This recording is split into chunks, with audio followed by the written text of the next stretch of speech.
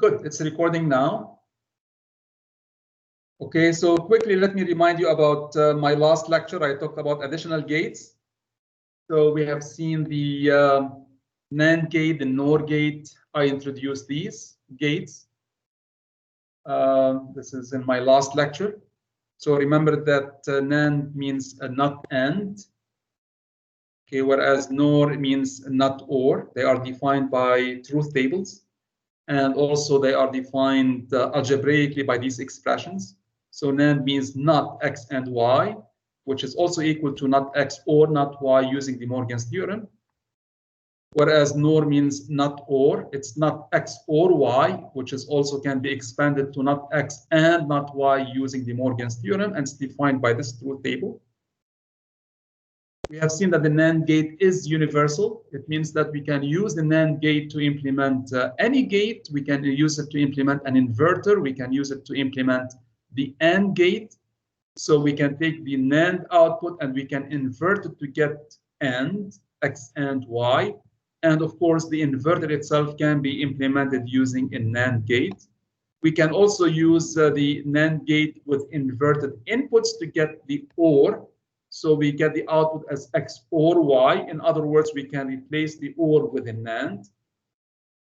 So this indicates that the NAND gate is universal. I talked about this in my last lecture. The NOR gate is also universal. You can use the NOR gate as an inverter. If you take X NOR X, if you have a NOR gate and you NOR X with itself, you get X prime. So you can use the NOR gate as an inverter. You can invert the output of a NOR gate to get the OR, because if you invert the not OR will give you OR. Okay, so you can implement the inverter at the output of a NOR gate. You can have a NOR gate followed by an inverter, and the inverter itself can be implemented as a NOR gate. You can invert the inputs, so you can use a NOR gate with inverted inputs to implement AND. Okay, so when you invert the inputs, okay, as shown here in this slide, if you take X prime nor Y prime, okay, it's not X prime or Y prime, and this will give you X and Y. So basically, you can also have AND implemented using NOR gates. Okay, so for this reason, we say that the NOR gate is universal. So both the NAND gate and the NOR gates are universal. I talked about these topics from my last lecture. I'm moving fast here. So we have seen that the NAND gate is not associative. The NOR gate is not associative. So if you use two NAND gates, two input NAND gates, it would not be equivalent to a 3-input NAND gate. And depending, of course, on how you connect these NAND gates, you get different outputs. So if you take X NAND Y, between parentheses, NAND Z, you will get XY or Z prime. And if you take X NAND Y NAND Z between parentheses, you get X prime or YZ. Okay, so these are two different outputs, and therefore this indicates that the NAND operation is not, it's not an associative operation. It's not like the AND. AND is associative, however, NAND is not associative. So if you change the order in which you evaluate these inputs, okay, you get a different result, a different output. Notice that this is different from a 3-input NAND gate. You can also have 3-input NAND gate, but this will give you not X and Y and Z, which is X prime or Y prime or Z prime. The same thing for NOR. NOR is not associative. So NAND is not associative and NOR is not associative. So in other words, if you change the order, if you take X NOR Y, the result NOR Z, it will give you X or Y and Z prime. If you change their order, okay, if you take X NOR Y NOR Z in between parentheses, you get X prime and Y or Z. So again, the NOR itself is not associative. You can have multiple input NAND NOR gates. So this is a 3-input NAND gate. It's not X and Y and Z. Notice that this is different from using two input NAND gates. As we have seen in the previous slide, you will get a different result. This is a 4-input NAND gate. This is a 3-input NOR gate, and this is a 4-input NOR gate. So remember that you can have multiple input NOR gates, but it's not so. So the 3-input NAND gate is a single gate. This is just a single NAND gate. It's not a combination of two input gates. Okay, so this is not like having 2 NAND gates in series. Okay, connected in series. No, it is just one gate. Okay. And the same thing can be said about multiple input, let us say, NOR gates. Okay, so this is what we have seen so far from my last lecture. Do you have any question about this topic so far? Is this clear? Everything is clear? So remember that NAND and NOR are both universal gates. In fact, if I only have NAND gates, it would be sufficient to implement any Boolean function using only NAND gates. The same thing can be said about NOR. I can only use NOR to implement any Boolean function. Okay. Now let me show you how we can take any function and implement it using only NAND. We call it NAND implementation. So consider we have, let us say, a sum of product expressions. So I have a function f. We can minimize this function, and we can obtain a sum of product expression. Now, if I would like to draw a circuit, it will be an AND/OR circuit because it is sum of product. So we need here 2 AND gates, an AND gate for B and D. I need another AND gate for A prime and C and D prime. So this would be a 3-input AND gate.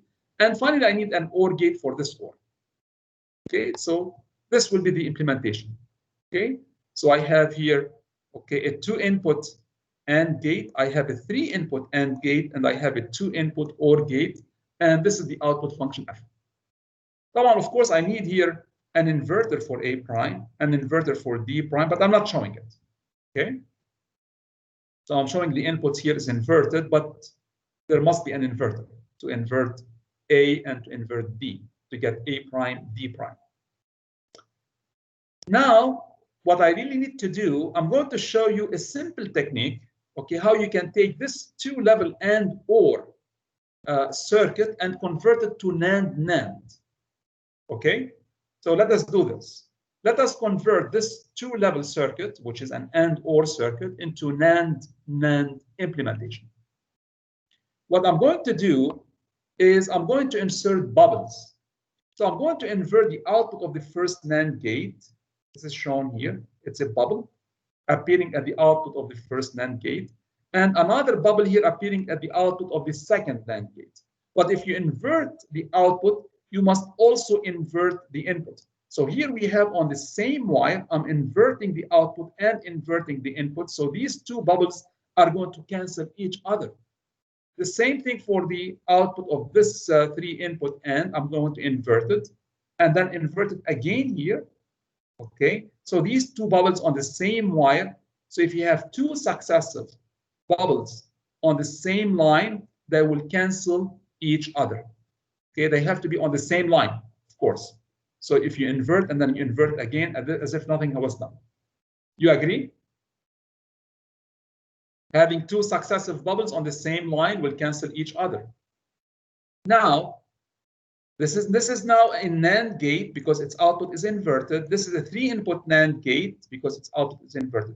Now, how about this? What is this? Now you have the inputs are inverted. What is this output gate? We have an OR with inverted inputs. If you have an OR with inverted inputs, what is this gate? Students? NAND. It is also NAND, yes. It is also NAND. So I can redraw it like this, all NAND. So we have a 2-level NAND implementation. Notice that the first, so we have here this gate. So this gate is a 2-input NAND. This gate is a 3-input NAND, and this output gate here is also a 2-input NAND. So we have all of the gates are NAND gates. Okay. So this is something which is interesting, is that we started with AND/OR and we converted them to NAND. We can always do that. we can take any two-level AND OR circuit and we can convert it to NAND. NAND by introducing bubbles, inserting bubbles, and introducing two successive bubbles on the same line to cancel each other. And when we have an OR with inverted inputs, it becomes a NAND. Okay, by understanding just the properties of the NAND. Any question about this? Do you have any question about this? I'm going to assume that you understand everything. I'm going to move fast. If you have questions, you can interrupt me. If you don't raise questions, I will move fast. Yes, okay? Doctor. So the OR gate. So if I would like to write here, for example, if I have an OR gate, let me just, in order to actually be able to draw properly, I'm going to stop my camera. So let me draw here. Okay, let me clean up this.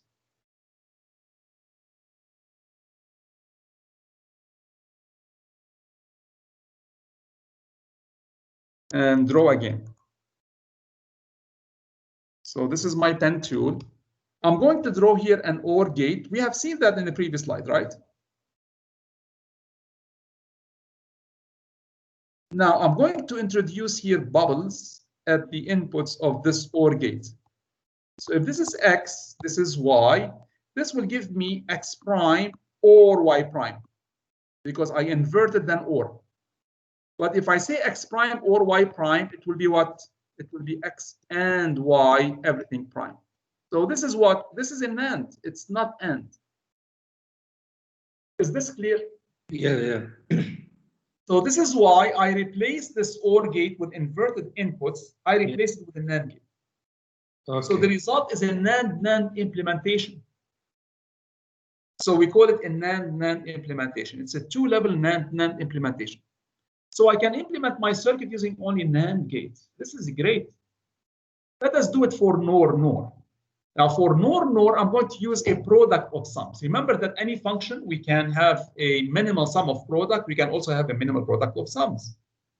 So if you start with a product of sums, before that, here, okay, sorry, here in this slide, I used, here notice that I have A prime and here I have D prime. I still have to invert.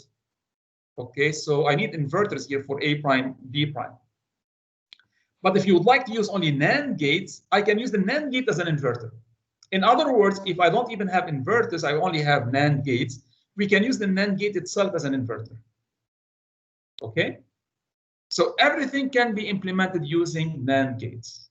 But it will be three-level, not NAND gate. Yeah, it will actually increase the number of levels. True. Of course, an inverter will be cheaper than NAND.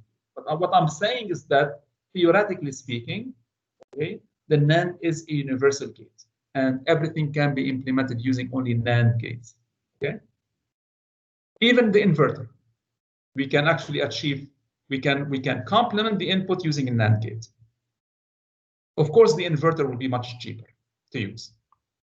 Now, if I would like to have NOR implementation, what I need is that I need a product of sums expression. So suppose that this is my product of sums for G, a function G, and I simplified it. Okay, so I can use, for example, the Carnot map to simplify this, and I got this expression. Okay, now if I would like to draw this circuit as a two-level OR AND, I'm going to draw the following circuit. So here I have A or D. This is my first OR gate, two-input OR gate. This is B or C or D prime. And then finally, I'm going to AND. So we call this a product of sum expression, product of sums. And it's implemented using a two-level OR AND without counting the inverter. Okay. So here we need an inverter to invert D prime, but I'm not really counting it. Can we convert this into NOR? The answer is yes. Very easy. All what I have to do is to introduce bubbles. Okay, so I can introduce a bubble at the output of the OR, it becomes a NOR. But if you introduce a bubble on a given line, you have to introduce a second bubble because you have to cancel the inversion. So two bubbles will cancel each other. Okay, and also here I'm going to introduce a bubble, but I have to introduce a second bubble on the same line to cancel each other. This is very important, okay, to introduce two bubbles on the same line to cancel each other. Now, what is this AND gate with inverted input? NOR. Yes, thank you very much. It's a NOR. So now we have a two-level NOR implementation. So everything is implemented using NOR gates. So this AND gate with inverted inputs is nothing but a NOR. So I have here a 2-input NOR, I have a 3-input NOR, and I have a 2-input NOR at the output G. So the OR AND can be easily converted into NOR. Okay, that's very easy, very simple. We can actually try to do it actually for any type of a circuit. We can do it. We can do it because the NOR gate is universal. So NAND is universal and NOR is universal. And any circuit can be implemented using these types of gates. Do you understand this? You have any question about this? Any question? Good. It seems that you understand everything. So this will make my task easier if you don't ask questions. Feel free to interrupt me at any point if you have any question. Let me talk about the exclusive OR. We have exclusive OR, we have exclusive NOR. Yes, تفضل. If we have two-level NAND and OR, then it becomes more than two levels. the first level NAND and the second level is OR or AND. If you have, okay, you have one. Remember that you can. How can I put the bubbles? If you have, for example, a circuit differently, right? Yeah. Right. Suppose that you have an OR, just an OR gate, and you would like to convert it to a NOR. How do you do this? A very simple question. I have an OR gate, and I would like to convert it to a NOR. What do you do? Inverter before. So I have an OR gate, right? Let me just draw a simple circuit. The simplest circuit here is just an OR gate. Suppose that here my inputs are A and B. This is A, this is B. The output is A or B. Right? I would like to convert it to a NOR gate. How do I do this?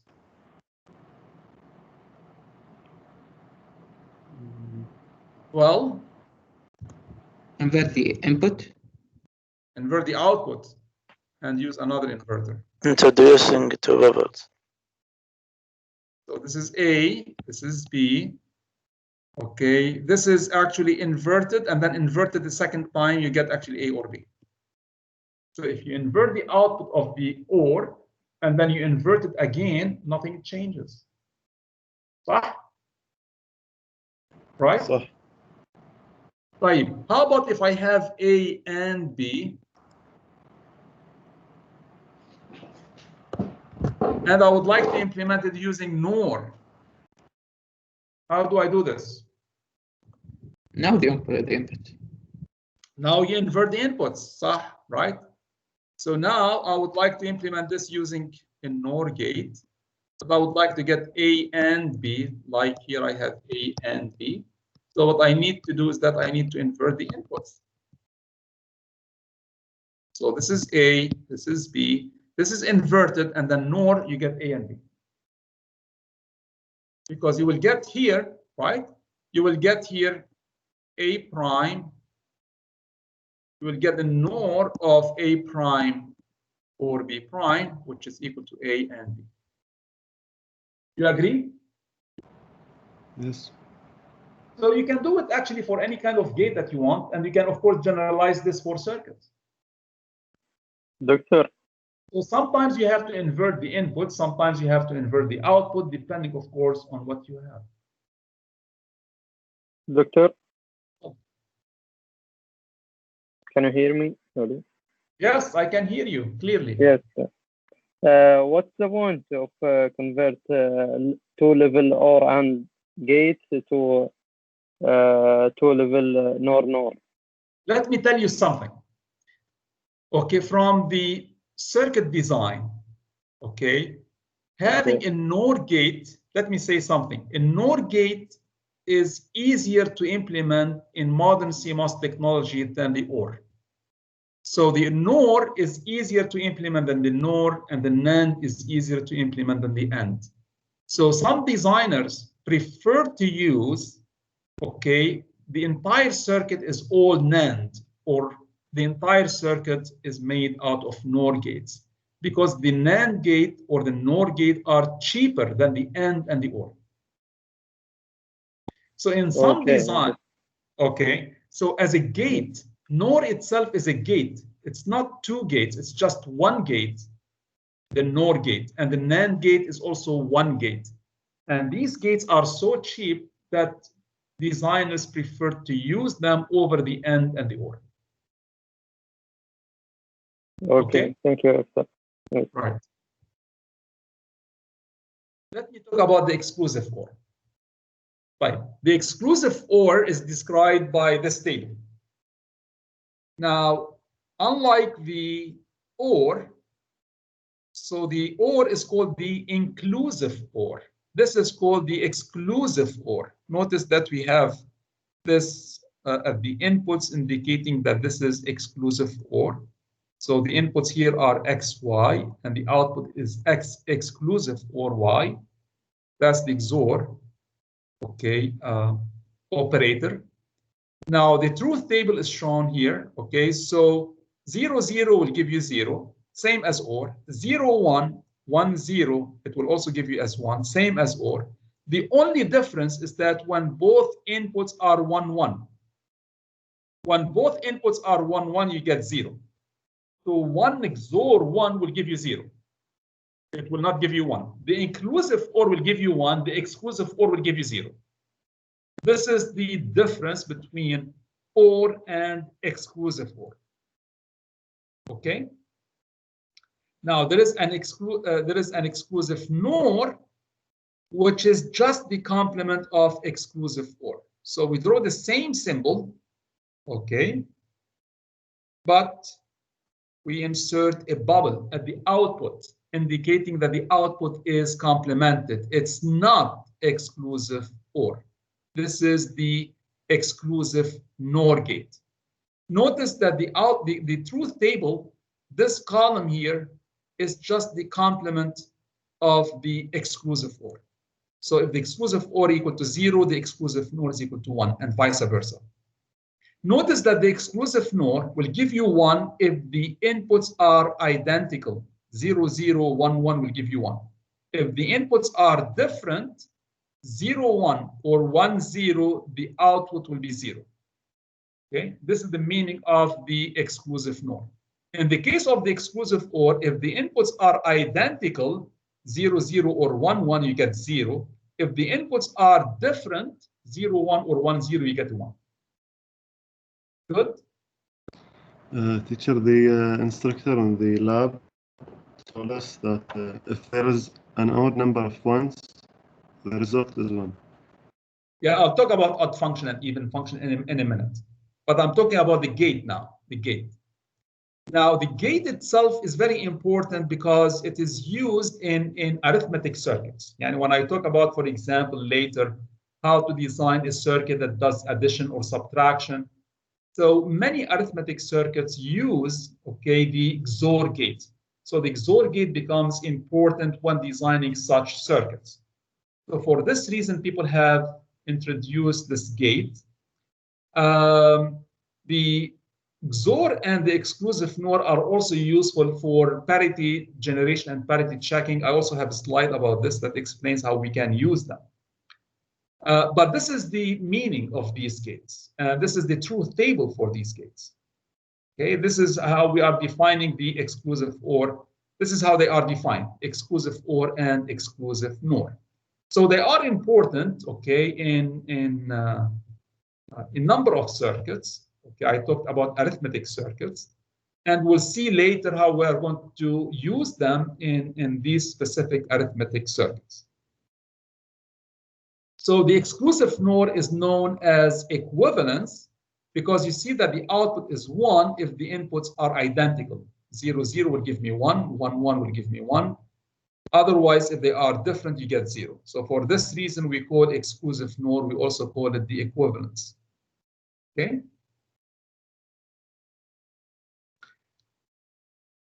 Now, if you would like to write an expression for exclusive OR is equal to 1 in 2 cases. When x equal to 0 and y is equal to 1, or when x is equal to 1 and y equal to 0. So this is min-term. Okay, if I would like to write it as a min-term, this is, let me use my pen tool. This is min-term 1. So let me write here min-term 1, and this is min-term 2, right? So I can write it here on the next slide as x, y prime, or x prime, y. Sorry about this, okay? So again, my pen tool, this is here, if you would like, this is min-term 1 or min-term 2. So min-term 1 is x, y prime. Sorry, min-term 1 is x prime y, and min-term 2 is x, y prime. Okay. So, the first one here is min-term 2, it's 1, 0, and the second one is min-term 1. On the other hand, okay, the exclusive NOR, you can see that it has here min-term 0 and min-term 3. So the first one here is min-term 0, and this is min-term 3, right? If I would like to write it algebraically, this is min-term 0 here, and this is min-term 3. Okay, just to clarify things. This is min-term 1, and this is min-term 2. Okay. So this is how you can write it algebraically. Now, the XOR and the exclusive NOR gates are more complex to implement than the NAND and the NOR. So we call them complex gates. NAND, NOR are simple gates, okay, in terms of their implementation when we implement them using transistors. So we can implement the XOR and the exclusive NOR as a true gate, and we can have it as a gate, or we can use them to interconnect other gate pipes. And we can expand the exclusive OR and the exclusive NOR, and we can just implement them using like AND OR gates, okay, by interconnecting other gate pipes. Either way is fine, but if you would like to use them as a single gate, it will be a complex gate. So this is why we call them a complex gate, okay? And because they are complex, people don't use them for more than 2 inputs. So the XOR and the exclusive NOR are only 2 input gates. If you would like to have a 3 input XOR gate, use two input XOR gates. So you have to use 2 of them. And the cost is the same. And the cost of a 3 input XOR gate, okay, in fact, it will be greater than the cost of 2 input XOR gates. And for this reason, people only define these gates with 2 inputs. Yes, Hussein?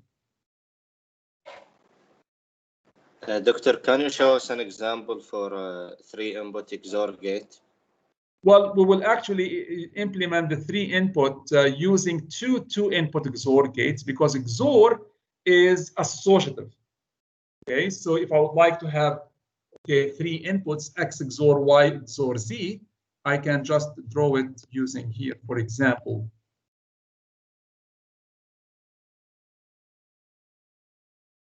So this is X, this is Y, this is Z, and the output is X XOR Y XOR Z.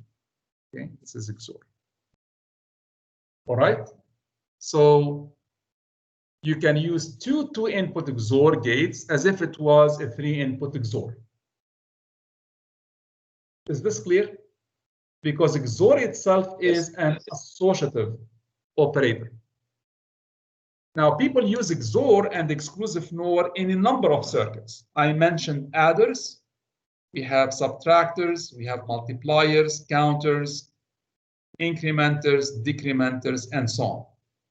Okay, so all of these are examples of circuits that use the XOR and the exclusive NOR. So for this reason, XOR and exclusive NOR are popular gates, even though They are complex. They are also popular.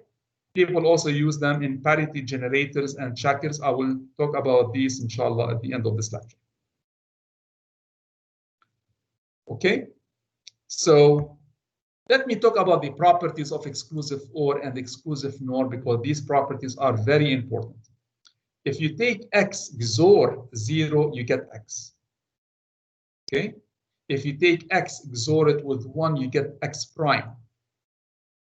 So X itself can be 0 or 1. 0 XOR 1 will give you 1. If X equal to 0, you get 1. If X is equal to 1, 1 XOR 1 will give you 0. So basically, we get X prime. So when you XOR with 1, you get X prime. If you XOR X with itself, you get 0. If X equal to 0, 0 XOR 0 will give you 0. If X is equal to 1, 1 XOR 1 is also equal to 0. So when you XOR X with itself, you always get 0. If you XOR X with its complement X prime, you always get 1. So these are important properties. The XOR is commutative. X XOR Y is equal to Y XOR X, so it does not really matter in what order you XOR. The interesting thing, if you complement the inputs, X prime XOR Y prime is equal to X XOR Y. If you draw the truth table of X prime XOR Y prime, it is identical to the truth table of X XOR Y. In other words, if you complement both inputs, you get the same thing as the X XOR Y. Yani there is no need to invert the inputs. If both inputs are inverted, you can remove the inverters. Okay? If you take the complement of X XOR Y, you get the exclusive NOR. It's the same thing as complementing one of the inputs. Yani if you take X prime XOR Y, if you complement, let us say, X prime XOR Y, you will get the exclusive NOR. You will get not X XOR Y. And if you complement Y, X XOR Y prime is the same thing as the exclusive NOR. So if I would like to draw them like this, okay, let me show you something. Okay, for this property which is shown here, sorry, let me just use my pen tool. I need to clean up something here. And let me use my pen tool. So here, for example, if I use, let us say here, X and Y, and use two inverters, this will be X prime, this will be Y prime, and use XOR gate, this will give you X XOR Y. In other words, I don't really need these inverters. I can just remove them, and this will change nothing. It will be equivalent to just a two-input XOR gate. Okay. So if both inputs are inverted, you can remove the inverters without changing the output. Okay. This is the meaning of this property. If you have one of the inputs is inverted, let me just write here X, for example. This is an inverter. The output will be X prime. And I have here, let us say, a two-input XOR gate. This will give you X prime XOR Y. This will be equivalent to a two-input exclusive NOR gate. If this is XY, okay, that will be the complement of X XOR Y. And this is the same thing as X prime XOR Y. In other words, I can replace something like this with something like this. Yani if you have an inverter at the input of XOR gate, it will be equivalent to inverting the output of the XOR gate. It becomes an exclusive NOR gate. So if you have XOR gate with one input inverted, you can move the inverter here at the output of the XOR gate. It becomes an exclusive NOR. Is this clear? Doctor, Okay. the second one, how the input X and Y and X or gate equal X and Y?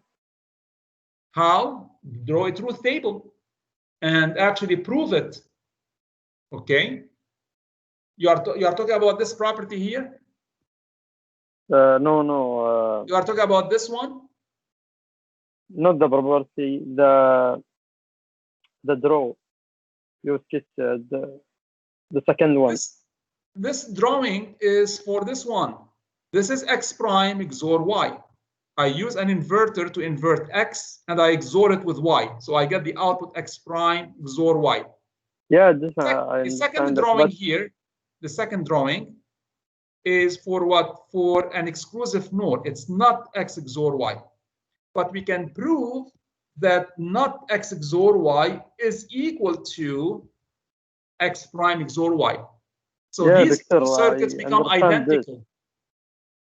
I understand, but I mean the second row, the small one. Upper. Which row you are talking about? X XOR x? The second row. This is second row. This is second row. What is it? Which row are you talking about? Can you read it? Not a row. You draw row. I mean, you mean the drawing? Yeah, the second one in the right up. Here? Yes. These two are identical. Why? Because if you believe this property here, if you know that this property is true, then this is x prime, this is x prime XOR y prime. So let me write here, the output of this will be x prime XOR y prime. Okay, it's not x and y, it's actually x prime XOR y prime. Is the same thing as x XOR y. I made a mistake. Sorry. Yes. Okay, my mistake, my bad. Yes, let me erase. Okay. Yeah, thank you for. Okay, I wrote end. It should be. It should be XOR. Yes. Thank you very much. Thank you. Okay. Is it clear now? Yes. So I should actually have written XOR, not end. My mistake. Further. The complement of XOR is XNOR, correct? صح. Okay. Yes. The complement of XOR is exclusive NOR. So this is here, and sorry, this is here. Let me just use my pen tool again. You can see that this is an exclusive NOR gate. Okay, whereas this one here is an exclusive OR gate. Okay. So if you complement the output, is the same thing as complementing one of the inputs.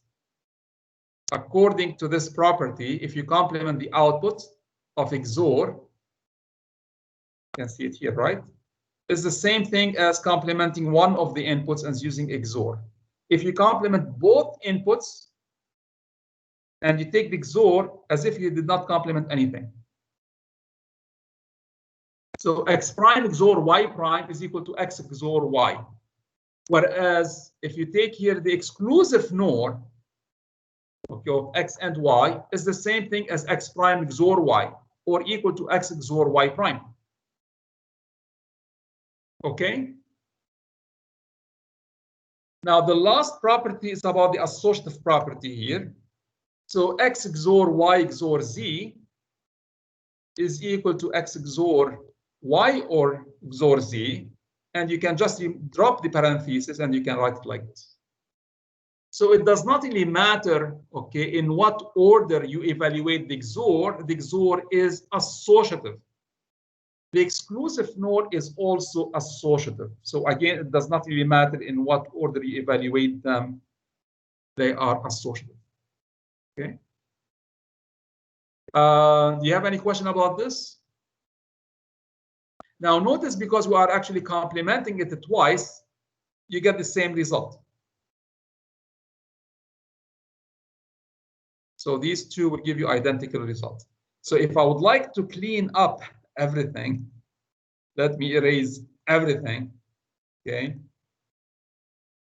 And let me just draw one thing. Here, if I would like to draw two XOR gates, so this is X, this is Y. We take here the output Z, so this is X XOR Y. This is X XOR Y XOR Z, the output, right? Here, if you take two exclusive NOR,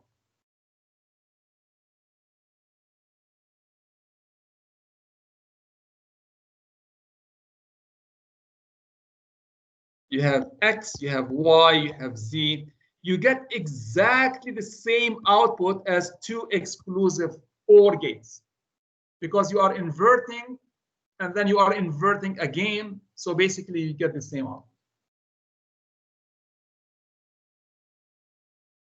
Okay. In other words, I can move this inverter here all the way to the output. And because I'm inverting and then another inverter, you can remove the two inverters as if you did not invert anything. So you get X XOR Y XOR Z. So these are important properties of exclusive OR and exclusive NOR. Now, people can use the exclusive OR and the exclusive NOR to define odd and even functions. So let me define what I mean here by an odd function. So an odd function, it's a function, okay, in which the output is 1 if the number of ones in the input is odd. So count how many, for example, this is a function here, a function of 3 inputs, X, Y, Z. Because we have 3 entries, 3 variables, we'll have 8 entries in the truth table. Now, all what we have to do is that count the number of ones. So here I have a single one, so the output is 1. Here I have a single one, so this output is equal to 1. Here I have a single one, so the output is 1. So the number of ones is odd. Here I have 3 ones, so it's odd. So therefore the output is 1. When the number of ones is even, or 0, 0 is even, by the way, then in this case you get 0. So here I have 2 ones. You can see I have 2 ones, the output is 0. Here I have 2 ones. So here we have 2 ones, the output is 0. Here I have 2 ones, the output is 0. Let me use a different color. Okay, maybe this will make it clearer. Okay. So when you have, let us say here, 2 ones, the output is 0. You have here 2 ones, the output is 0. 2 ones, you have the output is 0. 2 ones, I mean, here you have 0 ones. 0 1, 0 is even. The output is 0. So when the number of ones in the input is odd, then the output is 1. That's the meaning of an odd function. The nice thing about an odd function is that you can implement it using XOR. So I can write f odd, okay, as the sum of the following minterms. I have here minterm 1, 2, 4, or 7. And I can write it algebraically as the sum of these 4 minterms. Or I can write it using the XOR as X XOR Y XOR Z. Now notice that X XOR Y XOR Z will give me 1 if the number of ones in my input is odd. And for example, 0 XOR 0 XOR 1 will give me 1. 0 XOR 1 XOR 0 will give me 1. Okay, 1 XOR 1 will give me 0. 0 XOR 1 will give me 1 for this last case, which is shown here. So if the number of ones in my input is odd, you get the output is odd. You get 1. If the number of ones is even, for example, 1 XOR 1 will give me 0. XOR 0 will give me 0. So if the number of ones is even, you get 0. If the number of ones is odd, you get 1. So this is a nice thing about the property of the XOR gate. And this is the odd function. And we can implement it using two input XOR gates. Okay? So the output here is called an odd function. So this is a function of 3 variables, X, Y, Z, and it's implemented using two input XOR gates. Let me define the even function. Now, the even function is 1 if the number of ones in the input is even. Okay, so I'm going to use my highlighter again. And you can see that the number of ones is even, you get the output is 1. So here you have 0 ones. So this is an example of an even function with 4 inputs, W, X, Y, Z, 4 inputs. I have 16 entries in total in this truth table. Now notice that the output is 1 if the number of ones in the input is even. So 0 is an even number. So 0 ones, you get 1. Here I have 2 ones. This is even, you get 1. Again, here you have 2 ones. Here also you have 2 ones. So you notice that the output is 1. Output is 1. Here also I have 2 ones. The output is 1. 2 ones. The output is 1. Same thing here. Here I have 4 ones. 4 is even. So therefore you get the output is equal to 1. So these are the ones of the function. And of course, we can always write it in sigma notation, okay, as the sum of these minterms. If you want to write it algebraically, you will have 8 minterms, each one having 4 literals. I will have 32 literals in total. So this will be a long expression. So for this reason, people actually prefer to use the exclusive NOR. Okay, so it's not, so the F even is just the complement of F odd. Okay, so 1 is the complement of the other. So the F odd will give you 1 if the number of ones is odd. Even means that the number of ones is even. Okay, so you can see that it is just the complement of F odd, and this is why we have to take the complement of the outputs. We have to invert the outputs. So we can implement it as XOR gates, except that the last one can be an exclusive NOR. I can implement it like this. So this will take the output of the first gate is X XOR Y. Let me just use my pen tool. So this is, sorry, the first one is W XOR X. This will be Y XOR Z, and F even will be, this expression will be here. Okay, so it's not, okay, the exclusive OR. Okay, this is why the last gate must be an exclusive NOR. So we use 2 exclusive OR and 1 exclusive NOR to invert the output. If it was F odd, we need actually 3 XOR gates, but because it's an even, the last output must be inverted. Any question about this? Oh. How did you move from the sigma notation to the to the XOR? I didn't get. Well, the XOR is based that the function is, okay, if you want to write it algebraically, you have to write the minterms. It will be a sum of minterms. We will not use the XOR gates. But the XOR gates, we got it directly from the truth table because the number of ones is even. So when the number of ones is even, you get 0. Okay? Now the XOR will give you 1. The exclusive NOR, when you complement, you get the 0. So if you XOR these 4 inputs here, okay, you get a 1 if you XOR them. If the number of ones is odd, you get 1. If you complement this, you get a 0. So F even is just the complement of F odd. And for this reason, I have to complement after XORing all my 4 inputs. Is this clear? So we XOR and we complement. If you XOR only, it will be F odd. If you XOR and complement, it becomes F even. It becomes an even. I'm running out of time, so let me pause here and stop recording. Okay.